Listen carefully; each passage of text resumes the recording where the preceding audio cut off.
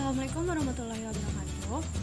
Baiklah, kami akan mempresentasikan hasil diskusi kelompok kami, yaitu inovasi produk pangan dalam bidang boga pada mata kuliah Tata Tulis Karya Ilmiah dengan dosen pengampu Ibu Ani Farida dan Bapak Wirin Hendri. Baiklah, saya selaku moderator izin memperkenalkan diri. Saya Windy Mulia Febrianti dengan nomor induk mahasiswa 200751887 dan anggota kelompok lainnya yang pertama Zaratul Khairiyah dengan nomor induk mahasiswa 2007190 dan yang ketiga yaitu Zelina Azara dengan nomor induk mahasiswa 200075112. Untuk pembacaan materi pertama yang akan dibacakan oleh saya. Konsep inovasi. Inovasi merupakan faktor kunci yang memungkinkan perusahaan untuk merespon kebutuhan pasar dan mempertahankan serta meningkatkan daya saingnya. Inovasi sangat dibutuhkan oleh perusahaan agar kinerja bisnisnya tetap terjaga. Inovasi dapat dikelompokkan menjadi beberapa kategori, yaitu inovasi produk, inovasi proses, inovasi pemasaran, dan inovasi organisasi. Di industri pangan, khususnya produsen pangan fungsional, inovasi produk merupakan jenis inovasi yang sangat menentukan kesuksesan perusahaan. Inovasi juga dapat diartikan sebagai segala sesuatu yang konsumen anggap baru dan berbeda. Hal terpenting yang diharapkan konsumen dari sebuah inovasi adalah terdapat penambahan mutu pada produk yang diciptakan dengan produk yang sudah ada sebelumnya. Sasaran utama suatu inovasi, terutama inovasi produk, adalah untuk memberikan manfaat bagi konsumen. Penerimaan ataupun penolakan suatu inovasi ditentukan oleh seberapa jauh manfaat yang diterima oleh konsumen. Perkembangan perekonomian masyarakat yang semakin pesat, maka semakin beraneka ragam produk atau jasa yang dibutuhkan untuk memenuhi kebutuhan dan memuaskan keinginan konsumen. Industri yang paling banyak dan mudah ditemui adalah industri makanan. Meningkatnya jumlah usaha pada sektor makanan mampu meningkatkan perekonomian suatu daerah serta menyebabkan ketatnya persaingan yang dihadapi oleh wirausaha. Menghadapi persaingan dalam sektor industri makanan, pemilik usaha haruslah memiliki keunikan dan keunggulan dibandingkan produk pesaing sejenis dengan cara berinovasi terhadap produknya. Inovasi produk berpengaruh positif signifikan terhadap kinerja pemasaran. Orientasi kewirausahaan berpengaruh positif signifikan terhadap inovasi produk dan orientasi kewirausahaan berpengaruh positif signifikan terhadap kinerja pemasaran. Manfaat dari inovasi produk adalah perkembangan dan kemajuan bisnis dapat meningkatkan laba yang akan diperoleh. Manfaat inovasi tidak hanya dirasakan oleh produsen tetapi juga konsumen. Konsumen akan menunggu hal baru untuk mereka menikmati, karena apabila hanya mengandalkan produk lama maka konsumen akan merasa bosan. Konsep pangan lokal dan contoh olahan pangan lokal. Konsumsi pangan hendaknya memperhatikan ketentuan zat gizi yang cukup berimbang, sesuai dengan kebutuhan bagi pembentukan manusia yang sehat, kuat, cerdas, dan produktif. Di era global seperti sekarang ini, konsumen tidak hanya menuntut aspek kenikmatan dari produk pangan, tetapi juga menghendaki aspek kesehatan dan keamanan. Jika ingin merebut hati konsumen, maka produk pangan lokal harus mampu untuk menjawab tuntutan konsumen yang terus berkembang. Teknologi pangan berperan penting dalam meningkatkan keanekaragaman pangan, meningkatkan nilai gizi pangan, dan meningkatkan keamanan pangan serta menekan kehilangan.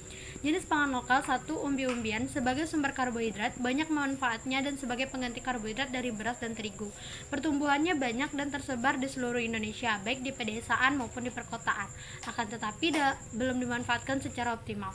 Jenis umbi-umbian antara lain singkong, ubi jalar, sedangkan Garut, Kimpul, Ganyong, kentang, talas, uwi, suwek, dan gembili merupakan umbi harapan yang memiliki harapan untuk dikembangkan. 2. Buah-buahan. Ada beberapa jenis buah-buahan yang banyak mengandung karbohidrat, seperti labu kuning, pisang, dan sukun. Selain mengandung karbohidrat, buah-buahan banyak mengandung vitamin dan mineral yang berguna untuk kesehatan. Baiklah, untuk slide selanjutnya akan dibacakan oleh Zaratul Khairiyah. Kepada Zaratul Khairiyah saya persilakan.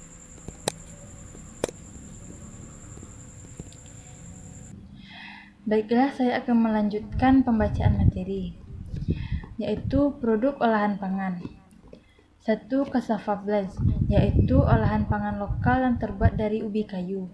Cara membuatnya, menggunakan bahan ubi kayu dengan berat 250 gram, jagung manis rebus 100 gram, gula pasir 75 gram, kelapa muda parut setengah butir, garam secukupnya, pewarna alami dengan ekstrak daun pandan.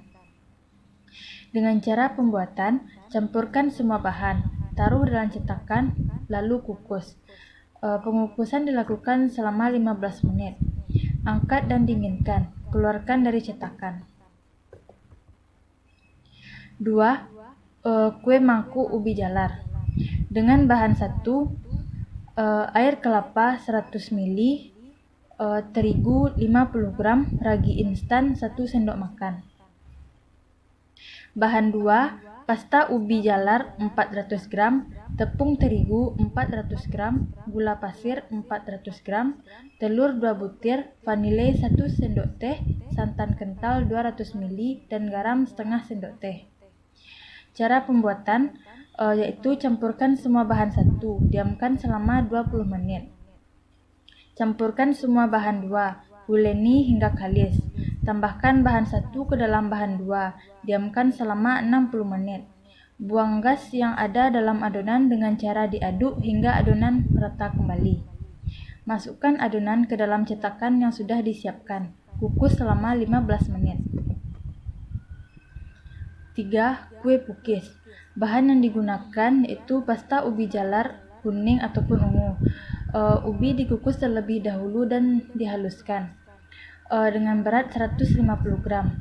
Ragi instan 1 sendok teh, tepung terigu 150 gram, gula pasir 50 gram, telur yang telah dikocok sebanyak 1 butir, santan kental 200 ml, dan margarin 50 gram.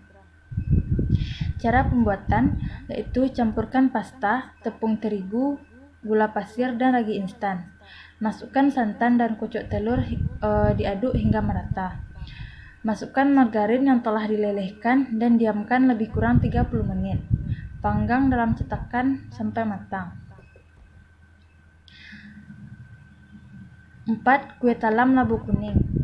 Bahan yang dibutuhkan yaitu dengan lapisan atas, garam 1/4 sendok teh, tepung sagu 20 gram, tepung beras 30 gram, santan kental 200 ml yang telah dididihkan. Dengan lapisan bawah, tepung sagu 35 gram, tepung beras 100 gram, gula pasir 100 gram, labu kuning 200 gram yang telah dikukus lalu dihaluskan. Santan 200 ml yang sudah dididihkan. Dengan cara pembuatan yaitu campurkan semua bahan lapisan atas, aduk hingga merata dan licin. Campurkan semua bahan lapisan bawah, aduk hingga merata dan licin, lalu disaring. Selanjutnya panaskan dandang, kemudian beri lapisan pada tutupnya dengan menggunakan sepet.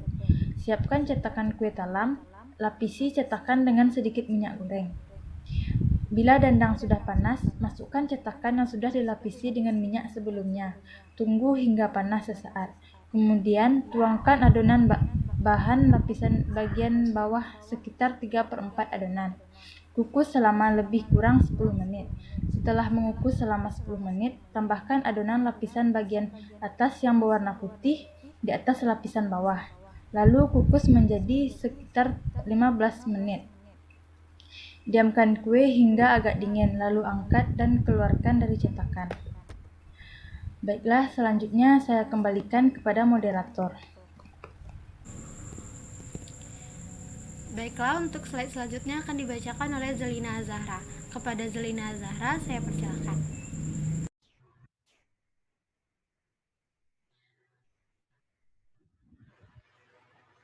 Baiklah, saya akan melanjutkan pembacaan materi, yaitu mengenai inovasi pengolahan keripik sukun dengan teknik fermentasi.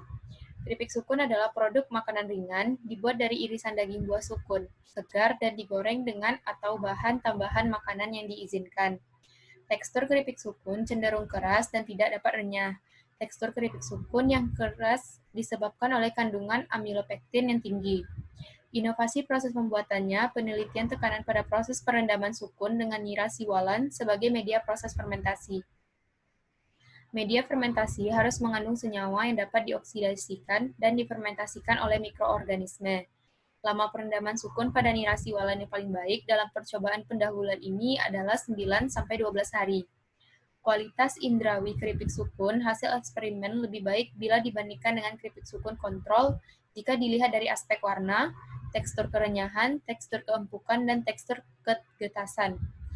Sedangkan apabila dilihat dari aspek rasa gurih, sampel kontrol lebih baik dibandingkan dengan sampel eksperimen. Rasa khas pada keripik sukun fermentasi merupakan perpaduan antara rasa yang dihasilkan melalui proses fermentasi menjadi alkohol dan asam laktat ditambah dengan berbagai macam bumbu. Nah, bumbunya yaitu bawang putih, garam, ketumbar yang berfungsi sebagai penambah rasa.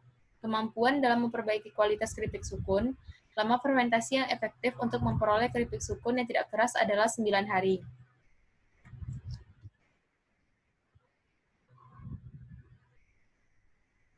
Kemudian ada ketahanan pangan di masa pandemi COVID-19.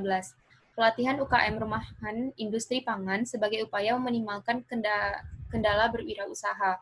Peran serta pemerintah pusat hingga daerah dalam mengontrol terciptanya usaha kecil menengah atau UKM yang kreatif, inovatif, dan berkembang semakin besar.